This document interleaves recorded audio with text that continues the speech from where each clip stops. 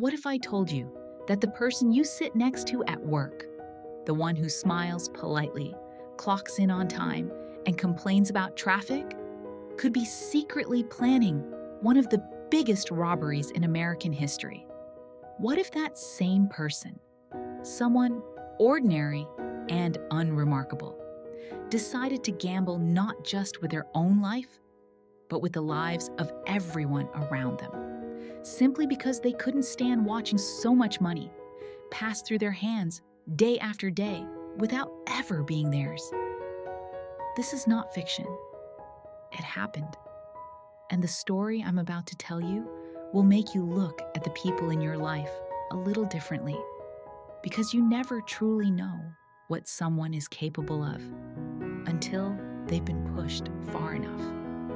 The year was 1997, Los Angeles, a city already obsessed with money, glamour, and ambition. But behind all the glittering facades of Hollywood and Beverly Hills, there were shadows, places where cash flowed in unimaginable amounts, quietly, invisibly, far from the public eye. One of those places was the Dunbar Armored Facility. To most people, the name meant nothing. It wasn't a bank, it wasn't a casino, it wasn't even a government building. But inside its thick walls, Dunbar held an average of $100 million in cash. This wasn't money people could see. It wasn't printed for display. It was money in transit, arriving from the Federal Reserve, waiting to be distributed to banks, loaded into armored trucks, then shoved into the ATMs that you and I use without a second thought. Think about that for a second. The money in your pocket may have passed through a facility like Dunbar. And yet, unlike banks, these centers were never designed to impress the public. No marble floors, no cameras for the customers, no security guards smiling at visitors. These were private spaces, out of sight, out of mind, and, as it turned out, vulnerable. Enter Alan Pace. By all accounts, he was an ordinary man. Middle-class background, nothing remarkable about him. No criminal record, no gangster ties, not even the thrill-seeker stereotype you'd expect in a Hollywood heist. But Alan had one thing: access. He worked for Dunbar. And as part of his job, he inspected the armored trucks, checked paperwork, carried a gun, and patrolled the facility. Day after day, he watched as millions of dollars passed through his hands. And slowly, a thought began to take root. A poisonous thought. Why not me? Imagine standing in a room surrounded by mountains of cash, knowing you'll never see more than a fraction of it in your lifetime. Imagine your rent is overdue, your dreams feel impossible, and yet, all around you is the very thing that could change it all. Psychologists call this relative deprivation, the agony of being close enough to touch something you can't have. It eats at people. It corrodes them. Dostoevsky once wrote that the most unbearable thing is not poverty itself, but poverty in the face of abundance. Alan Pace lived that reality every single day. And so, he began to plan. Alan wasn't reckless. He was meticulous. He studied every detail of the building. He memorized the blind spots of the cameras. He learned the timing of the security system. He even seduced a guard named Tamiko Carnes, who unknowingly revealed to him the exact rhythm of the CCTV cycle, when cameras switched feeds, which angles were useless, and how long it took before each frame reappeared. Alan didn't just fantasize. He mapped, he measured, he rehearsed. But he also knew he couldn't do it alone. So he turned to people he trusted the most: his childhood friend Eugene Hill and two former co-workers, Freddie and Terry Brown. All of them had backgrounds as security guards. All of them could handle guns. and all of them were desperate enough to take the risk. They weren't professional criminals. They weren't masterminds. They were ordinary men who believed, for one reckless moment, that they could rewrite their destinies. The plan was terrifyingly simple. Strike on a Friday night. Why? Because Fridays meant the vault would be open, filled to the brim with weekend cash flow. And on weekends, the staff was lighter, the guards more relaxed, and the building less busy. Alan trained his team in his living room, where he had set up dummy cameras to simulate Dunbar's security system. They practiced timing their movements, memorizing the cycle of blind spots, learning exactly when to freeze and when to move.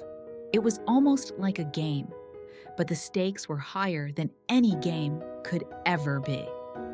September 12th, 1997, the night of the heist. The team gathered in the shadows outside the Dunbar facility, hearts pounding, adrenaline coursing, every sound magnified in the dark. Alan used his key card, still active from his job, to get them inside. One by one, they slipped past the cameras, exactly as rehearsed, moving like ghosts through the building. They stormed the staff inside, tying them up at gunpoint, making sure no alarms were raised. Then, they reached the vault. And just as Alan had promised, it was wide open. The sight must have been overwhelming. Piles of cash stacked higher than any of them had ever seen. Bundles upon bundles, tens of millions of dollars, just waiting to be taken. They didn't waste time. They filled duffel bags, crates, anything they could carry. But Alan had been clear. Don't touch the new bills. Those could be traced. Only the older notes, the ones already in circulation, could be laundered without suspicion.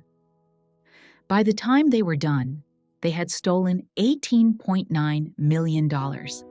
It was the largest cash robbery in U.S. history at the time, and they did it without firing a single shot. But here's the thing about greed. It doesn't end at the vault door. The hard part of a heist isn't stealing the money. It's keeping it.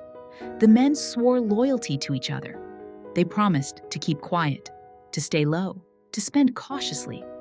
But you can probably guess what happened next. Small cracks appeared. Someone bought a new car. Someone paid off debts too quickly. Suspicion spread like wildfire. And soon, the FBI was circling.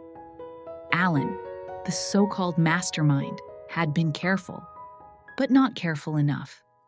Investigators discovered his access to the building, his relationship with the fired guard, his suspicious financial behavior. One by one, the team began to unravel. In the end, Alan Pace and his accomplices were caught, tried, convicted.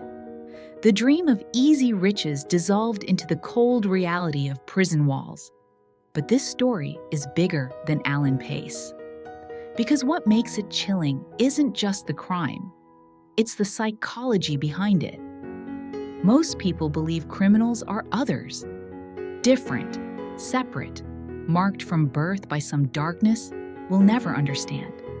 But the truth is far more unsettling. Criminologists have long argued that crime often arises not from inherent evil, but from ordinary people pushed into extraordinary temptation.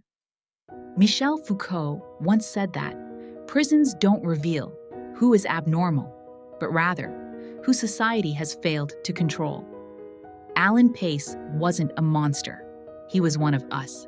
He laughed at jokes, he showed up for work, he dreamed of a better life. And then, one day, he crossed a line he could never come back from. That's the terrifying part. Because if he could do it, what about the person next to you right now? The coworker, the neighbor, even the friend you've known since childhood. Behind every ordinary face could lie a secret so dangerous it could change history. And maybe that's the real mystery. Not how Alan Pace pulled off the biggest cash robbery in U.S. history. Not even how he got caught, but how close any one of us might be to making a choice we can't undo. So the next time you walk past someone at work or stand in line at an ATM, remember, behind their smile, behind their calm exterior, there might be something darker, something waiting. Because the scariest criminals are not the strangers hiding in shadows. They're the ordinary people sitting right beside you. What would you have done, standing in Alan Pace's shoes? That question may haunt you longer than this story.